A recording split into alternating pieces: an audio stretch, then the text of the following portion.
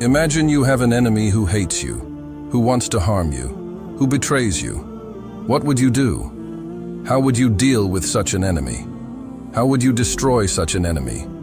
Would you fight back with violence and aggression? Would you seek revenge and retaliation? Would you curse and abuse them? Would you hate and resent them? Would you fear and avoid them? Would you despair and give up?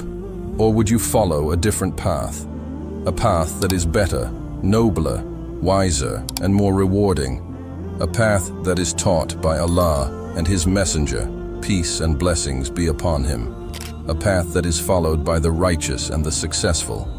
A path that is pleasing to Allah and beneficial to you. In this video, we will reveal to you 7 Islamic ways to destroy your enemies without fighting them. These are not ordinary ways, but extraordinary ways. These are not easy ways, but challenging ways. These are not worldly ways, but heavenly ways. These are the ways that will make you a better Muslim and a better human being. These are the ways that will make you a winner in this life and the next. These are the ways that will make you destroy your enemies without fighting them, but rather by winning their hearts and minds. Are you ready to learn these amazing ways? Then stay tuned and watch this video till the end. You won't regret it. Lesson 1. Seek refuge in Allah from the evil of your enemies. The first and foremost way to destroy your enemies without fighting them is to seek refuge in Allah from their evil. Allah is the protector, the helper, and the supporter of the believers. He is the one who can defend us, assist us, and grant us victory over our enemies. He is the one who can remove the harm and the hardship that they cause us. He is the one who can turn their plots and plans against them. Allah says in the Quran, "And if an evil suggestion comes to you from Satan, then seek refuge in Allah. Indeed, He is hearing and knowing." The Prophet, peace and blessings be upon him, taught us to seek refuge in Allah from the evil of our enemies by saying, "O Allah, we place you before them, and we take refuge in you from their evil." By seeking refuge in Allah, we acknowledge our weakness and dependence on Him, and we affirm His power and sovereignty over everything. We also protect ourselves from the whispers of Satan, who may incite us to respond to our enemies with evil or to despair of Allah's help. We trust that Allah will protect us, guide us, and grant us a way out of our difficulties. Lesson 2. Forgive your enemies and pardon their faults. The second way to destroy your enemies without fighting them is to forgive them and pardon their faults. This may seem counterintuitive or impossible, but it is actually one of the most powerful and noble ways of dealing with our enemies. Forgiveness is not a sign of weakness or cowardice, but rather a sign of strength and courage. Forgiveness is not a surrender or a compromise, but rather a victory and a liberation. Allah says in the Quran, "And the retribution for an evil act is an evil one like it. But whoever pardons and makes reconciliation, his reward is due from Allah. Indeed, He does not like wrongdoers." The Prophet, peace and blessings be upon him, said, "The strong is not the one who overcomes the people by his strength, but the strong is the one who controls himself while in anger." Sahih al-Bukhari 61:14. By forgiving our enemies, we free ourselves from the burden of hatred, resentment, and anger that consumes our hearts and minds. We also follow the example of the Prophet, peace and blessings be upon him, who was the most forgiving and merciful of people, even to his worst enemies. He forgave the people of Taif, who stoned him and drove him out of their city. He forgave the people of Makkah, who persecuted him and his companions for years. He forgave the Jewish woman who poisoned him. He forgave the man who killed his uncle Hamza. He forgave all his enemies who embraced Islam and repented. By forgiving our enemies, we also earn the forgiveness and the pleasure of Allah, who loves those who forgive and pardon.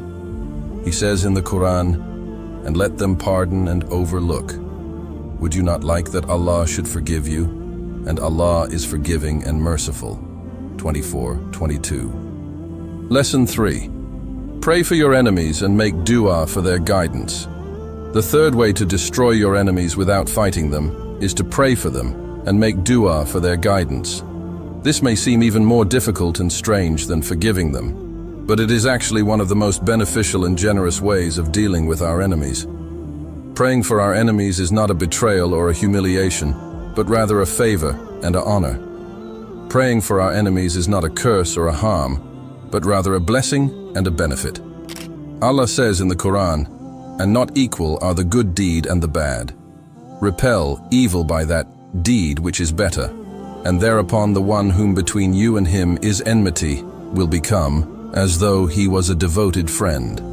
The Prophet, peace and blessings be upon him, said, "The supplication of a Muslim for his brother in his absence is readily accepted. An angel is appointed to his side.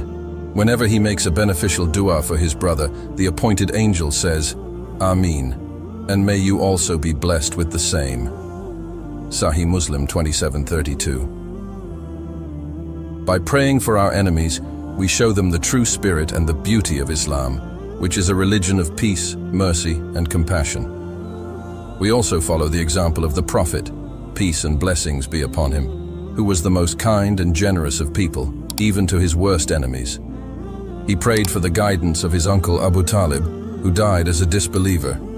He prayed for the guidance of his cousin Umar ibn al-Khattab, who became one of the best Muslims. He prayed for the guidance of the people of Taif, who later accepted Islam. He prayed for the guidance of his enemies who fought him and his companions.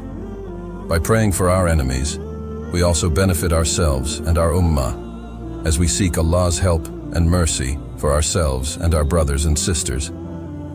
We also hope that Allah will guide our enemies to Islam, or at least to justice and peace, so that they will stop harming us and themselves.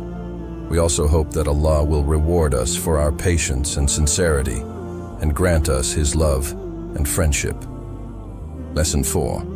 Be kind and generous to your enemies and do good to them. The fourth way to destroy your enemies without fighting them is to be kind and generous to them and do good to them. This may seem like the most impossible and irrational way of dealing with our enemies, but it is actually one of the most effective and wise ways of dealing with them. Being kind and generous to our enemies is not a waste or a loss, but rather an investment and a gain. Being kind and generous to our enemies is not a humiliation or a defeat, but rather a dignity and a triumph. Allah says in the Quran, "And spend in the way of Allah from what we have provided you before death approaches one of you, and he says, 'My Lord, if only you would delay me for a brief term, so I would give charity and be among the righteous.'" The Prophet, peace and blessings be upon him, said, "Give charity without delay, for it stands in the way of calamity." Al-Tirmidhi 589. By being kind and generous to our enemies, we show them the best of manners and the highest of morals, which are the characteristics of the believers. We also follow the example of the Prophet, peace and blessings be upon him, who was the most kind and generous of people, even to his worst enemies. He gave water to the wounded enemy soldiers in the Battle of Badr. He gave food and clothing to the prisoners of war in the Battle of Uhud. He gave shelter and protection to the disbelievers who sought his help in Medina. He gave amnesty and forgiveness to the people of Makkah who surrendered to him. By being kind and generous to our enemies, we also soften their hearts and remove their hatred and enmity towards us. We also earn the reward and the gratitude of Allah, who loves those who are kind and generous. He says in the Quran, "Indeed, Allah rewards the charitable, and He is the all-aware of what you do." Lesson 5.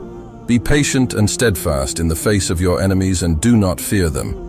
The fifth way to destroy your enemies without fighting them is to be patient and steadfast in the face of their harm and oppression, and do not fear them or their threats.